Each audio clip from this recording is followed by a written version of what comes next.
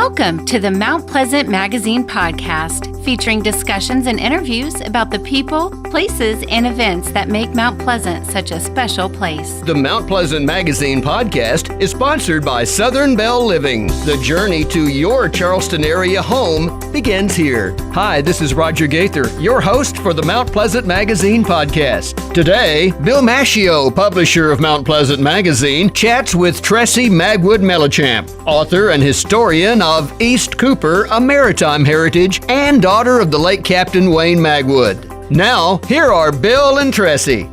I'm so honored to have this episode of Mount Pleasant Magazine podcast, and Tressy is with us. Tressy, thanks for joining us. We really appreciate your time with us. So excited to be here and to be a part of this. Tell us the lineage of your family when it comes to fishing, please. I come from a very rich maritime history. My family has been here in this community since the 1700s, but we've been in the actual shrimping industry for the last 100 years. My family was one of the first families to own and invent in our area. It was invented in Florida, the trawler, and to go out and test our waters for shrimp. And we got the fever, and we've been a part of it ever since. We still are. I've got a cousin who is still carrying on our heritage.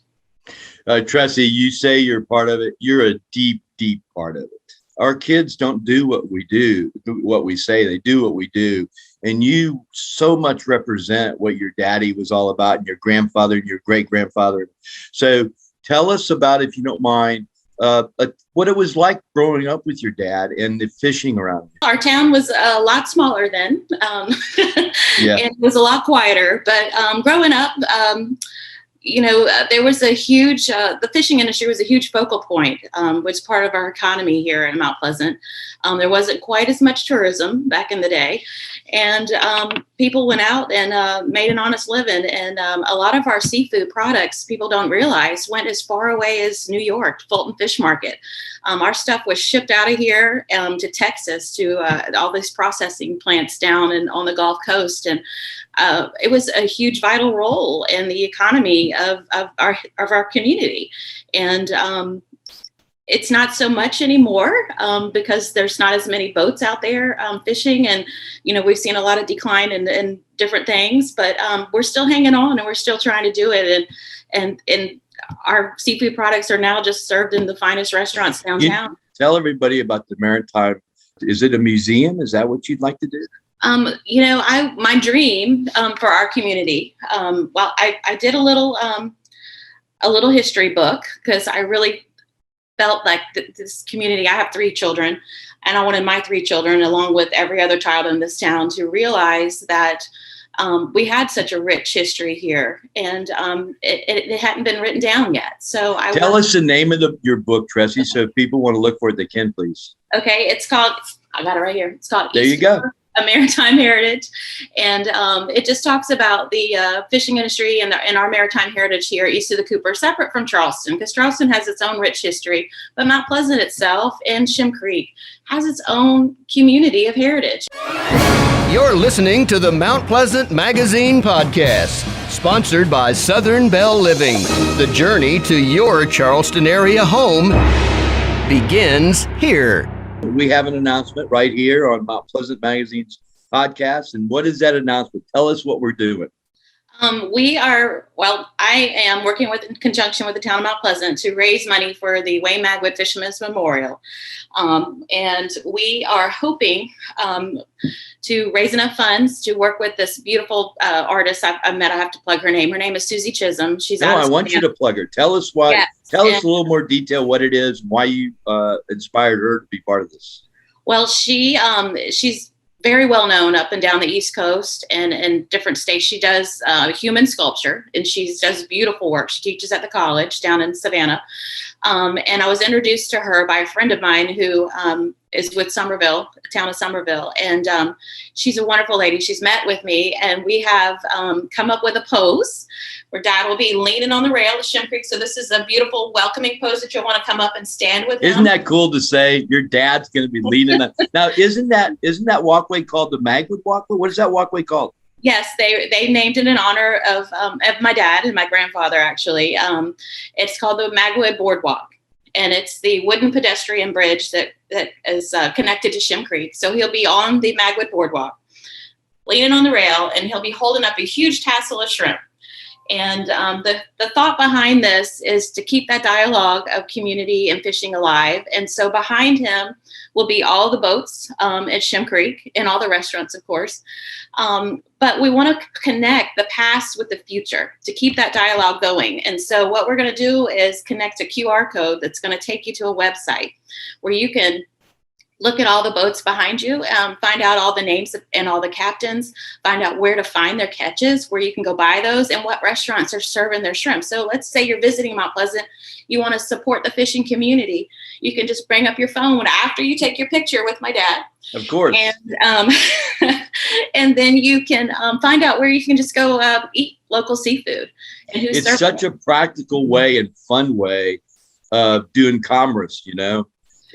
But you know, one of the things that I'd like to embark on a little bit here, Tressy, is that everybody looks at Shem Creek as a tourist thing right now, but it's so much more to this community. I mean, it was and still is in a lot of ways the heartbeat of Mount Pleasant for sure. It is definitely the heartbeat. I like to think of it as the artery because it's a vein that, you know, of salt water that runs right through the middle of the creek. And that salt water runs through all the veins in my family and all the veins of the fishermen and the fishermen that are going to be represented in this. And this memorial is not going to be just about my dad, which he would not want it just to be about himself. He would want us to use this as a tool to promote seafood, to promote our history, promote our heritage. There's so many ways you can go with this. We can promote the history of Shem Creek. We can keep that alive. Y'all started the Blessing of the Fleet. Tell us how that evolved, if you don't mind, and how that took place as best as you know. My grandmother, my stepmother, Ann Magwood, and my dad, Wayne Magwood. My grandmother was Alva Magwood. So, you know, the men folk in our family all went out and trawled and went out and caught that seafood and brought it back. The women were in charge of marketing and selling and promoting what their husbands did. And so in the 80s, there was a period of time where fishing wasn't so popular when Jaws came out. And so a way to give back to the community, my family decided, was to host a festival. And so we started it downtown at the Port Authority in downtown. And we brought it over to Mount Pleasant a few years later. And we host it every year right now. It's at Mount Pleasant Waterfront Park. And so my dad had 4 daughters. And I want to go back to what you were talking about with mentoring and how children learn what they see. Yes, please do. My dad was a huge component of that. And he mentored so many young children in our industry, in his industry, shrimping. And that to him was how he kept his heritage alive. I can't even tell you how many young men he's brought up in the fishing industry. And they're still out there fishing and making a living today. The Tarvin's son, Vasa, is one of one of his legacies. He brought Vasa on the boat, I think, whenever he was like 13 years old, and mentored him. And Douglas Lockwood, my cousin Rocky Magwood, he mentored him up. We have an interview in the current issue, the July-August edition, and we got a picture of your daddy in the magazine. Yes, you do. Thank you so much for putting that in there for Father's Day. That was such a... No. This is in the July-August edition. Oh, okay. Oh, it's coming out. I haven't seen it yet. Yay! Yeah. So, and for those out there that don't know how to get it, if you go to readmpm.com, the digital version is online. Yep. Awesome. But so anyway, you know, in the Blessing this year, we had, I would say 3 of our vessels were vessels captained by captains that my dad mentored. That's awesome. And, that's a huge testament in an industry that is not exactly excelling right now. So, you know, he's left quite a legacy here in Mount Pleasant, and we are so proud to be a part of that legacy. And as his daughter, he had 4 girls, and I think God did that for a reason, because he had all these children to mentor. As his part of his legacy, we're just glad to be able to help carry on the dialogue, help be a part of the future of the maritime industry, and promote our local seafood and our fishermen. Nicole said that the event this year was just fantastic. It was so heartwarming. It really was. It was, I MC the blessing every year, which I'm so honored to do because, this community of fishermen they're all like my uncles in my family. I've known them since before I was born. And I just love them so much. And, they are my heroes. They go out every day. They put their lives at risk. They go, far away from their families. I know exactly what they do because my dad did it and I lived it as a child. Everyone's talking about real estate. The conversation continues with Voice for Real Estate podcast. Listen and learn from the experts who call the Carolinas home. Podcast advertising gives your business a voice of authority. Be heard. Advertise on this podcast. Visit voiceforrealestate.com. Did your daddy take you out on the boat often? Always. They would work back in the days where they would work really long hours, and their whole, financials depended on them working. So they would work. Our season in South Carolina for shrimp usually runs from April till around December. They've extended it a lot in the recent years because the number of boats are so small. But when I was a child, it would just go till around Christmas. And then in wintertime, they would go to Florida and catch shrimp because the water's warmer down there. They have seasons that are open more year round than we are here in South Carolina. So they would winter in Florida. So yes, we spent a lot of time on the boat visiting with my dad, and Dad would take us to eat on dredges. We ate on tanker ships. He knew everybody, and we had just a charmed childhood growing up here in our community. And what I see by your conversations is that you definitely he had a lot of passion for what he did, and it flowed over into not only younger men so he could mentor, but his children. Oh, yes. And I definitely see that. Let's go back because I'm excited about the memorial. Let's go back to the memorial. Do you have a GoFundMe? Yes, it's through the town of Mount Pleasant and it is tax deductible. So yes, we do. We have a memorial set up. It's on the town of Mount Pleasant's webpage. If you just go to the town of Mount Pleasant and you Google Wayne Magwood, it should pop up. I also have it on my personal Facebook page. And I wanted to share this T-shirt that we have not started promoting yet, but we're going to. This picture was taken with a very cool camera by a personal friend of my dad's, and he went around and did a couple of shots of different captains on the creek, and his name is Dan Zexler, and he was sweet enough to let us borrow this photo or have the rights to this photo to sell. We're going to start selling these T-shirts to promote and market for the Fisherman's Memorial. And we're going to be bringing that out soon. And we're going to promote it on our Team Magwood Facebook page. We just haven't figured out all the details of financing yet, how we're going to collect money, but we're going to get there.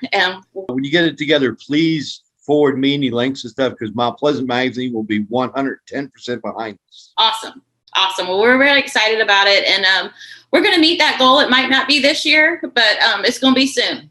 And he's going to be right there on top of the Shem Creek Bridge, and he's going to be greeting and welcoming people to the creek. And he's going to be linking the past with the future, and it's going to be incredible. It's going to be. I like that, linking the past with the future. I just love our creek. I mean, I do.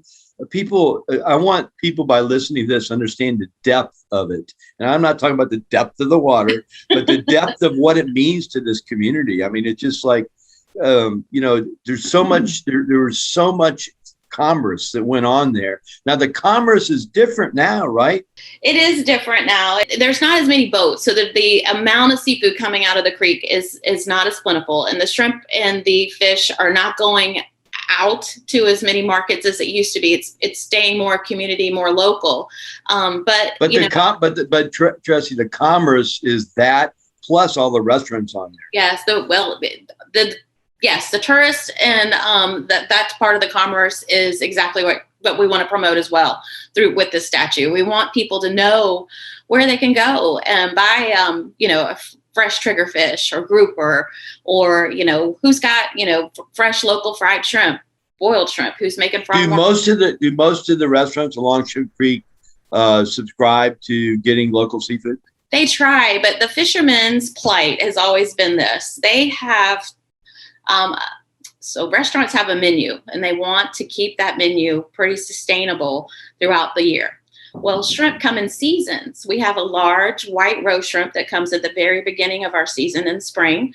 Then we switch to a small brown shrimp that goes through the summer. And then that brown shrimp kind of gets a little bit bigger, like a medium-sized, nice-sized shrimp. And then we have a larger white shrimp that have spawned. Those show up in the fall. So the menus, I try to educate restaurateurs. It's just like, your peaches come in the summertime, your strawberries come in the spring. You've got to adjust your menu to accommodate the crop that is coming in. And so it's really hard for them. They start out gangbusters with that big, large shrimp in the spring to hang on to that local product and bring it all the way through to the end because they want to keep that one dish on their menu. But you've really got to change it up.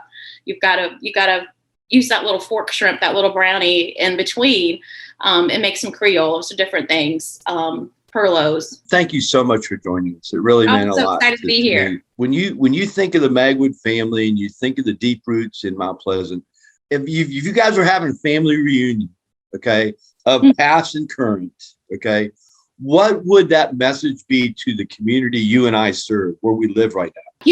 I think our family just is really honored to be a part of the fabric and the history of Mount Pleasant. We're really honored to have been able to bring up 4 generations, and we have a 5th generation coming along right now.